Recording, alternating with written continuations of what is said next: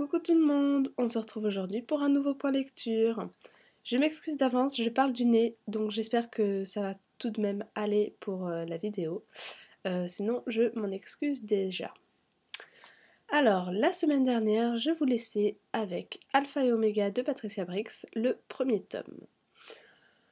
Je confirme ce que j'ai dit la semaine dernière, il faut absolument avoir lu le tome 0 avant de commencer celui-ci.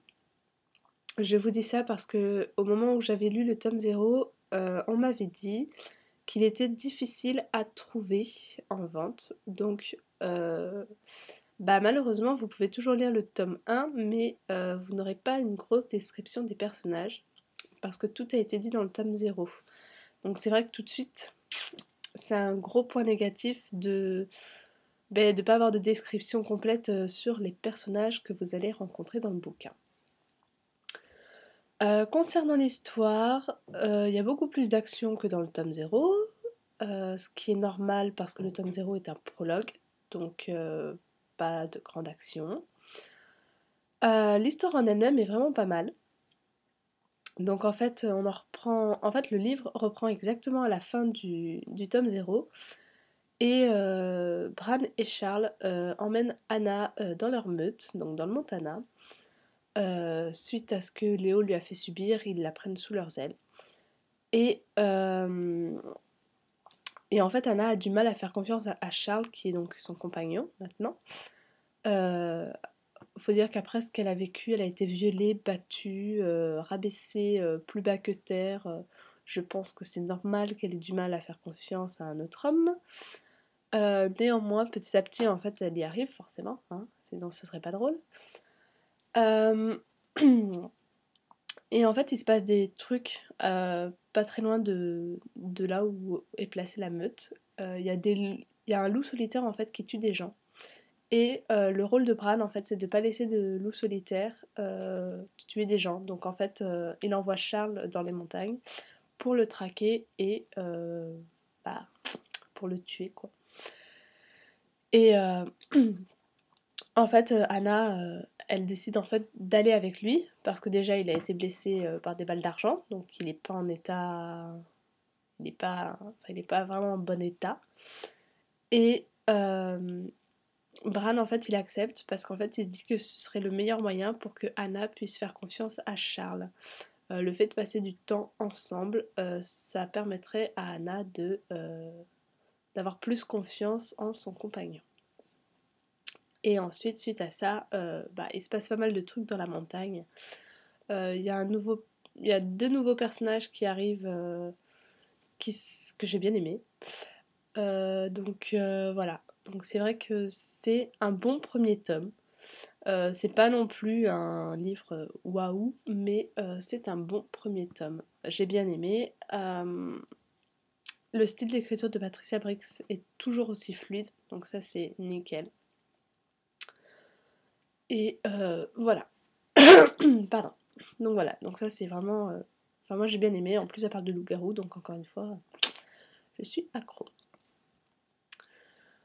Ensuite, j'ai pu lire La confrérie de la Dague Noire, le premier tome de J.R. Ward. Je ne connais pas ses noms. Je ne connais que ses initiales. Alors, que dire de cette saga ? Je vais d'abord vous en faire un petit résumé. Donc dans cette saga, on rencontre un homme, un vampire, donc qui est un vampire de sang pur.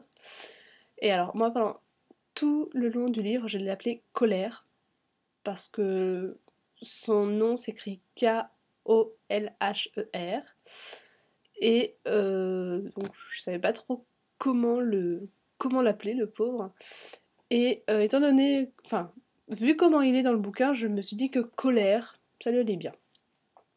Donc dans ce bouquin, on rencontre Colère, donc qui est un vampire de sang pur, qui fait partie de la confrérie de la Dague Noire, donc qui est un regroupement de guerriers vampires qui se bagarrent contre les éradiqueurs et qui eux sont une espèce d'humains sans cœur créés par l'Oméga pour tuer les vampires.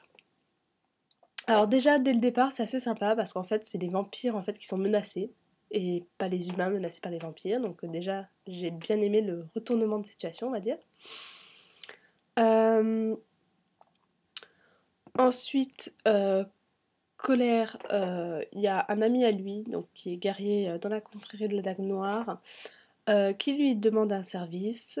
Et à la mort de celui-ci, Colère, en fait, qui avait refusé de faire ce service, va l'honorer. Donc il va prendre soin de Beth, donc qui est une humaine des plus, soi-disant, banales. Et il va s'en occuper jusqu'à son changement. Donc en fait le changement, étant donné que Beth a du sang vampire et du sang humain dans le corps, elle va se transformer en vampire. Donc en fait elle va subir le changement, donc elle va se changer en vampire. Et pour ça il va falloir qu'elle boive du sang vampire.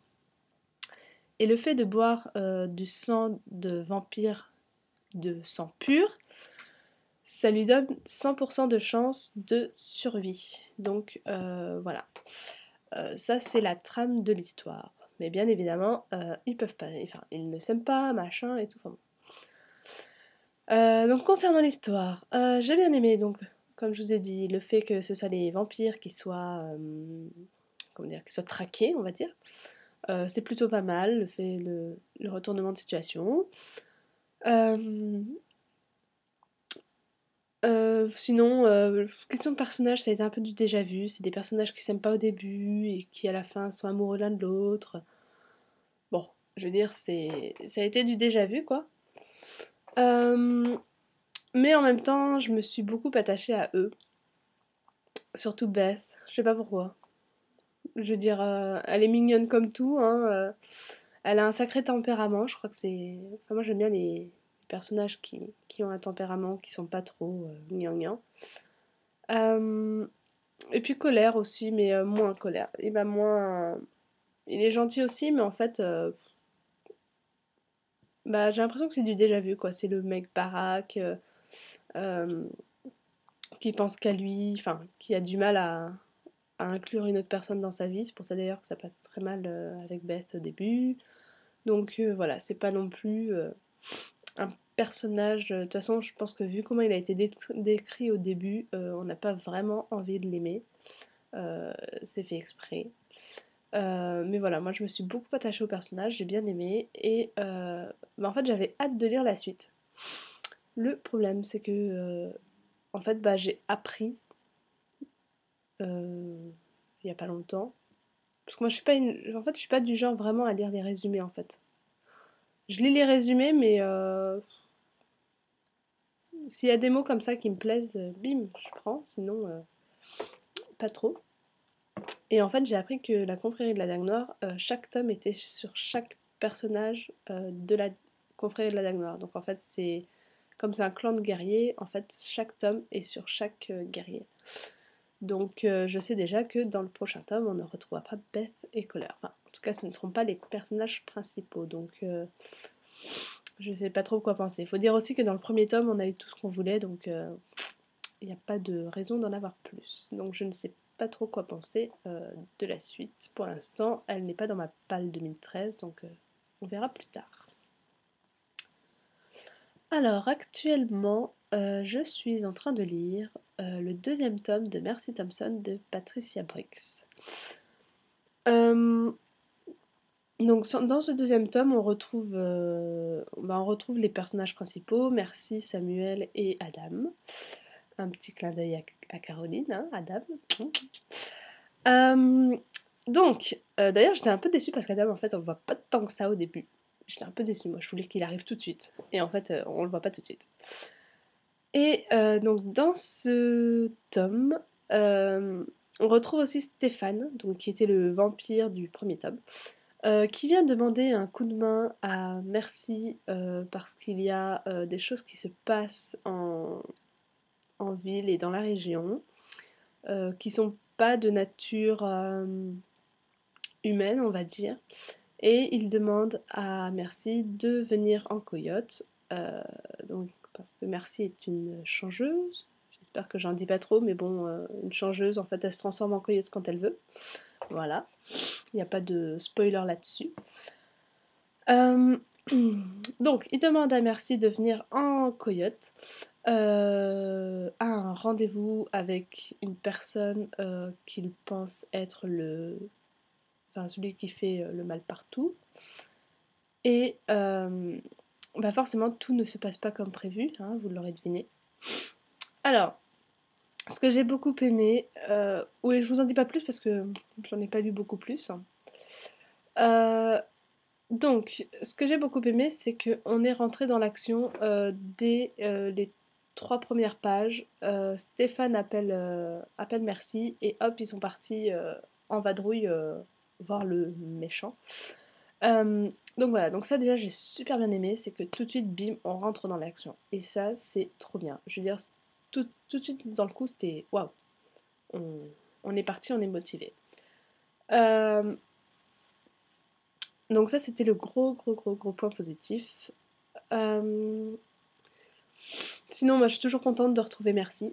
En fait, je crois que je préfère cette saga à Alpha et Omega. Les deux parlent de loup-garou et en fait, Merci, le fait que ce soit écrit à la première personne, on a vraiment l'impression d'être à sa place, donc ça j'aime bien. Et voilà, et je suis contente d'avoir retrouvé Adam. Hein. Alors d'ailleurs, Caro, ma pauvre, la vie n'est pas toute rose entre deux, hein, mais bon, tu dois t'en douter, je veux dire, c'est une saga, donc hein, c'est pas la vie en rose partout. Hein. Mais bon, c'était un peu décevant quand même. Donc voilà, donc cette saga malheureusement, enfin ce livre je vous en parle pas beaucoup parce que j'ai pas beaucoup avancé, j'en suis qu'à 37% et je crois que je vais me le traîner jusqu'à la fin du mois parce que j'ai pas beaucoup de temps à lire cette semaine. Voilà. Pour les lectures à venir, j'ai pas mal de lectures communes en février. J'en ai 3. J'ai Raison et Sentiment de Jane Austen, j'ai Dracula de Bram Stoker et Les âmes vagabondes de Stephanie Meyer. Donc comme je pense que je vais me traîner Merci Thompson jusqu'à la fin du mois, je pense que je recommencerai une nouvelle lecture vers la fin de la semaine prochaine. Malheureusement, ce sera sûrement pas avant.